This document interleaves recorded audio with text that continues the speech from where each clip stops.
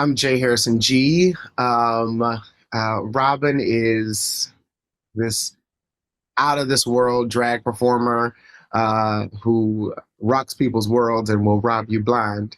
But outside of Robyn, Kevin is this down to earth, kind of just chill, relaxed um, introvert, if you will, of a human. And Robyn is the fabulous, most extreme version of Kevin, and that's when Kevin gets to be free and fabulous and all the things that he dreams of being.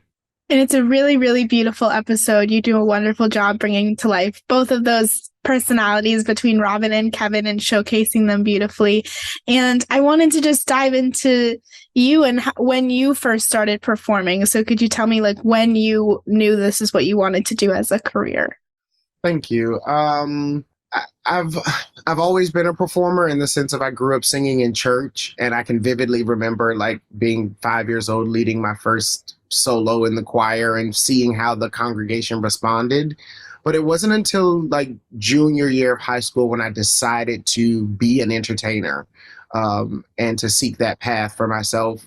And it's been a fun journey along the way of expanding and finding these characters who continue to teach me more about myself as a human and as an artist. And that's one of the things I'm very intentional about in my work, about seeking things that push me and also are a mirror to others, to push beyond their own labels and limits and boundaries and find truth and authenticity. So I started performing in drag after my final semester at AMDA here in New York, and I would play in makeup when I was working at Tokyo Disney. I would go home to my apartment and play on my photo booth app and lip sync to songs. And my friends were like, "You have to keep this up when you move back to New York," and I did. And drag has led me to my Broadway debut when I got to be Lola in Kinky Boots. And now I'm starring in something like It Hot on Broadway, and it is really a part of my ministry. I love that. That's so wonderful to hear. And I know you've probably been asked this before, but I know that you've done drag for so many years, and I just wanted to ask what it really means to you. Ooh, drag is a tool of freedom for me as the artist, and also the ability to be able to put friends in drag sometimes. I love to watch the joy and the expansion that it brings to people's lives. I have been a therapist to people in drag. In my own drag shows, like I said, I operate in intention and in purpose. And I always want audiences to walk away with something. No matter what I'm performing, I want you to feel and to think a little differently than when you came in. And so I've shared some very special moments with people in drag. And drag is an honoring of all the feminine energy in my life that has supported me, that has seen me, that has loved me, that has cheerleaded me, that has, coached me along the way. And again, it expands me and it frees me to be the fullest human I can be.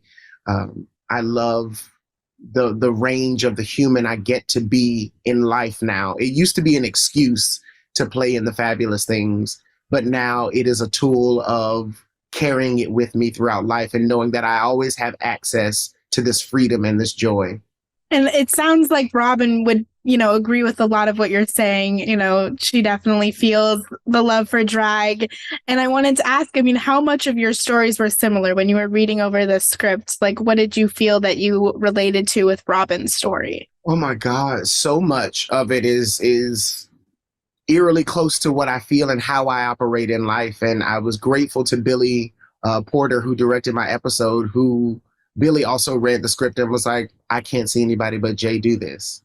And I'm grateful to that, and for his trusting in me and my artistry to be able to rise to the occasion and meet the moment.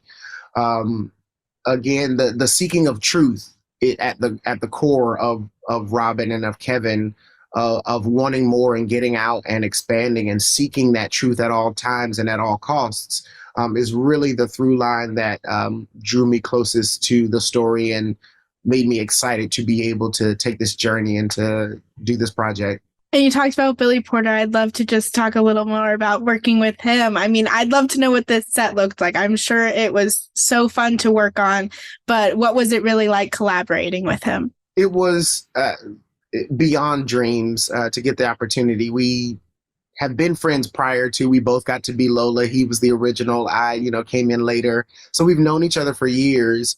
But the opportunity to get to work together in this way was so special. And again, to have that support and that love of coming on set and Billy every day, not only just with me, but everyone on set checking in to make sure that we had what we needed to do the work necessary. And then also creating a safe space to be free and to play and to trust. There was never overworking. We're not prolonging anything and putting in extra energy that would exert too much. It was just, no, trust that you are enough. Show up, do the work, put in the work ahead of time, and show up and like let your light shine. And Billy Ray really made it a safe, fun place to come to work. I mean, I feel that this story is so important that there would be, a pressure to tell it correctly. But I feel that you really answered that, and that it was just, we are all here, we know what we're doing, and there's that freedom to be able to just tell the story. And just the fun of also knowing again that the story is so relevant and so important of seeking truth.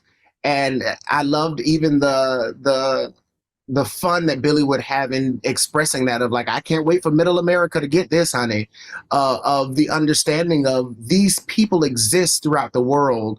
And we need to shine a light in these dark corners that have been so taboo and so like hidden, and speak the truth and expand on the human experience, and really get to the heart of the matter of we all need to walk in our truth and not have shame in our lives for who we love, why we love, where we love, and to allow love to win.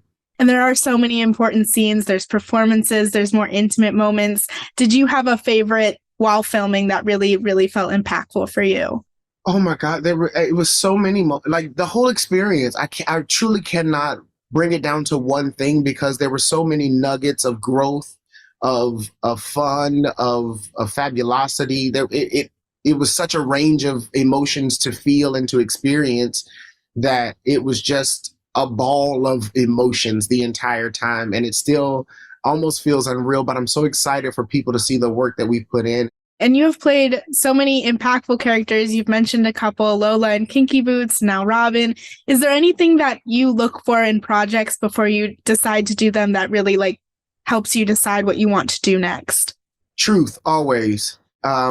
It has to be grounded in truth, and I am learning, and it has been fun to be able to do projects that are reflective of moments happening in my life at the time, with some like a hot and expanding the truth of the human and authenticity of who I am and my fluidity and my queerness, and walking in that boldly and out loud, and the truth of Robyn and not shying away from love and the full version of the human I am. Those things, again, it's like, okay, great. I have to go to that place and be willing to share a part of myself and be vulnerable in that way, and hopefully allow the audiences to feel that vulnerability and that truth in the performance. So yeah, as long as there's truth and authenticity in it, I'm usually on board. And you've been doing a lot live. You work a lot on Broadway, but this is, of course, a television series. Was it difficult at all to switch from the stage to a set?